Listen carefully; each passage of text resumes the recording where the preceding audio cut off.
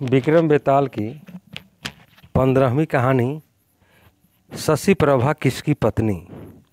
नेपाल देश के शिवपुरी नगर में यशकेतु राजा राज करता था, जिसकी पत्नी चंद्रप्रभा नाम की रानी थी। राजा और रानी को शशि प्रभा नाम की एक पुत्री थी। जब राजकुमार बड़ी हो गई तो एक दिन बसंत का उत्सव देखने बाग में गई। वहीं ब्राह्मण का लड़का आया हुआ था। जब दोनों ने एक दूसरे को देखा तो प्रेम हो गया। तभी अचानक वहां एक हाथी आ गया जो शशि प्रभा की तरफ दौड़ने लगा। तब ब्राह्मण युवक ने उसको बचा लिया और दूर ले गया। इसके पश्चात शशि प्रभा महल में चली गई, लेकिन ब्राह्मण के लड़के के लिए व्याकुल रहने लगी। उधर ब्राह्मण के लड़के की भी शशि प्रभा से वियोग के कारण बुरी दशा हो गई। वह ब्राह्मण युवक अपने गुरु के पास पहुंचा और अपनी इच्छा बताई। गुरु ने एक योग गुटिका अपने मुंह में रखकर ब्राह्मण का रूप बना लिया और एक गुटिका ब्राह्मण लड़के के मुंह में रखकर उसे एक सुंदर लड़की बना दिया। अब गुरु राजा के पास जाकर कहता है, मेरा एक ही बेटा है, उसके लिए मैं इस लड़की को लाया था, पर लड़का न जाने कहाँ चला गया। आप इसे यहाँ रख लो, मैं अपने लड़के को ढूंढने जाता हूँ। जब मिल जाएगा तो मैं इसे ले जाऊँगा। उसके बाद सिद्ध गुरु चला गया और लड़की के भेष में ब्राह्मण युवक राजकुमारी के महल में रहने लगा। धीरे धीरे दोनों में प्रेम और गहरा हो गया। एक दिन राजकुमारी ने कहा, मेरा हृदय बहुत दुखी रहता है। एक ब्राह्मण युवक ने पागल हाथी से मेरे प्राणों की रक्षा की थी और मेरे मन में अब बस वहीं बसा है। इतना सुनकर उस लड़की ने अपने मुंह से गुटका निकाली और ब्राह्मण युवक में बदल गया। राजकुमारी उसे देख बहुत खुश हुई।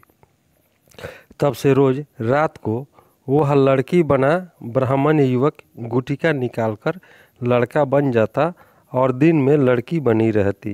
कुछ दिनों बाद राजा के साले की कन्या का विवाह दीवान के बेटे के साथ होना तय हुआ। राजकुमारी के साथ वह लड़की भी वहां गई और संजोग से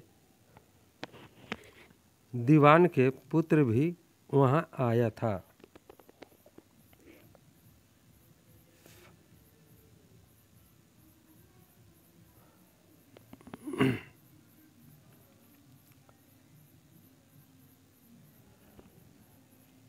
जब दीवान ने राजा को समाचार भेजा तो राजा आया और पूरी बात राजा को बताई। राजा के सामने सवाल थे कि धरोहर के रूप में रखी गई ब्राह्मण कन्या वह कैसे दे दें, और दूसरी मुश्किल यह है कि यदि दीवान के लड़के का विवाह नहीं हुआ तो वह मर जाएगा। बहुत सोच विचार करने के बाद राजा ने दीवान की लड़की और उस बनावटी कन्या का विवाह कर दिया। बनावटी कन्या ने यह शर्त रखी कि वह दूसरे के लिए लाई गई थी, इसलिए उसका यह पति 6 महीने तक तीर्थ यात्रा करेगा, तब वह उससे बात करेंगे। दीवान का लड़का यह शर्त मान लेता है। विवाह के बाद वह उसे मृगांकदत्ता के पास छोड़कर तीर्थ यात्रा पर निकल जाता है। दीवान के लड़के के तीर्थ यात्रा पर जाने के कुछ दिनों बाद ही कन्या रूपधारी ब्राह्मण का भेद मृगांकदत्ता के सामने खुल गया, जिसके बाद दोनों आनंद से रहने लगे। अब ब्राह्मण कुमार रात में आदमी बन जाता और दिन में कन्या बना रहता। जब 6 महीने बीतने को आए तो वह एक दिन मृगदंता को लेकर भाग गया। उधर सिद्ध गुरु अपने मित्र दिनकर को युवा पुत्र बनाकर राजा के पास आया और अपनी कन्या को मांगा। श्राप के डर के मारे राजा ने कहा कि वह कन्या तो न जाने कहाँ चले गए, आप मेरी कन्या से उसका विवाह कर दो। वह राजी हो गया और राजकुमारी का विवाह दिनकर के साथ कर दिया गया।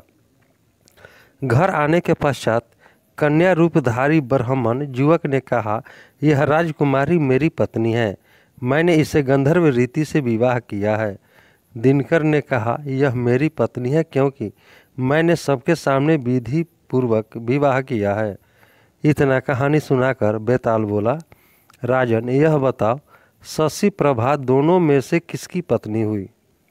राजा ने कहा, शशि प्रभा दिनकर की पत्नी है क्योंकि राजा ने सबके सामने विधि पूर्वक शशि प्रभा का विवाह दिनकर से किया है। ब्राह्मण कुमार ने चोरी से विवाह किया था और चोरी की चीज़ पर चोर का अधिकार नहीं होता। साथ ही उसने अपने विलासिता के कारण शशि प्रभा और मृगांकदत्ता दोनों के साथ ही छल किया। राजा का जवाब सुनकर बेताल बहुत खुश हुआ और बोला, राजन तुम न्याय और बुद्धिमान राजा हो, लेकिन तुमने नहीं बोलने की शर्त भूल गए। इतना कहकर बेताल वापस पेड़ पर जाकर लटक गया। राजा विक्रम बेताल को वापस पेड़ से उतारकर नगर को चलते हैं। तो आज की विक्रम बेताल की कहानी में इतना ही। फिर मिलते हैं नई कहानी के साथ। सुनते रहिए साहिल एजुकेशन पॉइंट पर विक्रम बेताल की कहानियाँ। दोस्तों यह कहानी आपको कैसी लगी? कहानी को लाइक करें, शेयर करें। चैनल पर नए हैं तो चैनल को सब्सक्राइब कर लें कि इस प्रकार की कहानियाँ आपको मिलती रहे। अब हम लोग अगले वीडियो में मिलेंगे, तब तक के लिए जय हिंद, जय भारत।